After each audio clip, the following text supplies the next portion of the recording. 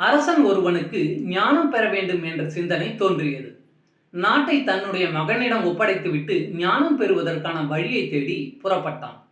ஞானத்தில் தெளிவு பெறுவதற்காக பல மதங்களையும் பல தத்துவங்களையும் பல சமயங்கள் கூறும் சடங்குகளையும் பற்றி விரிவாக அலசி ஆராய்ந்தான். உருவ வழிபாடு, அருவ வழிபாடு, வேள்வி, யாகம் போன்றவற்றை விளங்கிக் கொள்ள அவற்றில் பல வழிகள் சொல்லப்பட்டிருந்தன. ஆனால் ஜென் தத்துவம் பற்றி மட்டும் சரிவர எதிலும் விளக்கப்படவில்லை. எனவே அந்த அரசன் யாராவது ஒரு ஜென் குருவை சந்தித்து தன்னுடைய சந்தேகத்திற்கான விளக்கத்தை கேட்டு பெறுவது என்று முடிவு செய்தான். பலரிடம் விசாரித்ததில் அனைவரும் ஒரு ஜென் குருவை பற்றி பெருமையாக கூறினர். ஆகையால் அந்த குருவிடமே தன்னுடைய சந்தேகத்தை கேட்க அரசன் முடிவு செய்தான். அவன் சென்ற வேளையில் அந்த குரு வெறுமனே அமர்ந்து கொண்டு இருந்தார். அரசன் குருவை வணங்கினான். குருவே, எனக்கு ஜென் தத்துவம் புரியவில்லை. அதை தெரிந்து கொள்ள ஆவலாய் இருக்கிறது. அதனை எனக்கு விளக்கமாக சொல்ல வேண்டும் என்று கேட்டான்.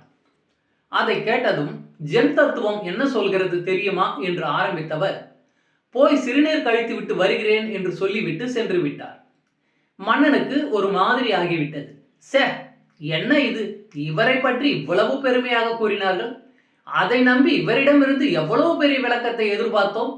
இவர் என்னவென்றால் பேசிக் கொண்டிருக்கும் போதே சாதாரணமாக சிறுநீர் கழிக்கப் போவதாக சொல்லி சென்று விட்டாரே என்று மனதிற்குள் நினைத்தான். இருந்தாலும் எதுவும் பேசாமல் அமைதியாக இருந்தான். சிறிது நேரத்தில் திரும்பி வந்த குரு என்ன புரிந்ததா என்று மன்னனை பார்த்து கேட்டார். ஏற்கனவே அதிருப்தியில் இருந்த அரசனுக்கு எதுவுமே சொல்லாமல் புரிந்ததா என்று குரு கேட்டது அதிர்ச்சியை அளித்தது. என்ன ஏதென்று அறியாமல் திருவென்று விழித்தான் மன்னன். குரு இப்பொழுது சொன்னார், அரசனோ அறிஞனோ அறிவிழந்தவனோ ஏன் நானாக இருந்தாலும் சரி, சிறுநீர் கழிக்காமல் இருக்க முடியுமா? அதை செய்துதானே ஆக வேண்டும்.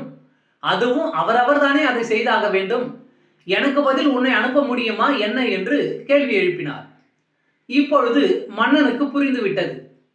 அவனுக்கு ஞானம் வந்தது. அவரவர் வாழ்வு என்பது அவரவர் கையில். அதை எவரிடமும் தள்ள முடியாது. அதுதான் ஜென் தத்துவம். உபதேசங்கள் வெறும் அடையாளங்கள் தான். அவை எதையும் நமக்கு அளிப்பதில்லை. பசி, தூக்கம் போல ஞானமும் ஓர் உணவு. அதை எவரும் எவரிடம் இருந்தும் பெற முடிவதில்லை. தன் வாழ்வை தானே வாழ்வதன் மூலம்தான் அனுபவம் பெற முடியுமே தவிர பிறர் அனுபவங்களை கொண்டு நாம் ஞானம் பெற முடியாது. நன்றி. வாழ்க வளமுடன்.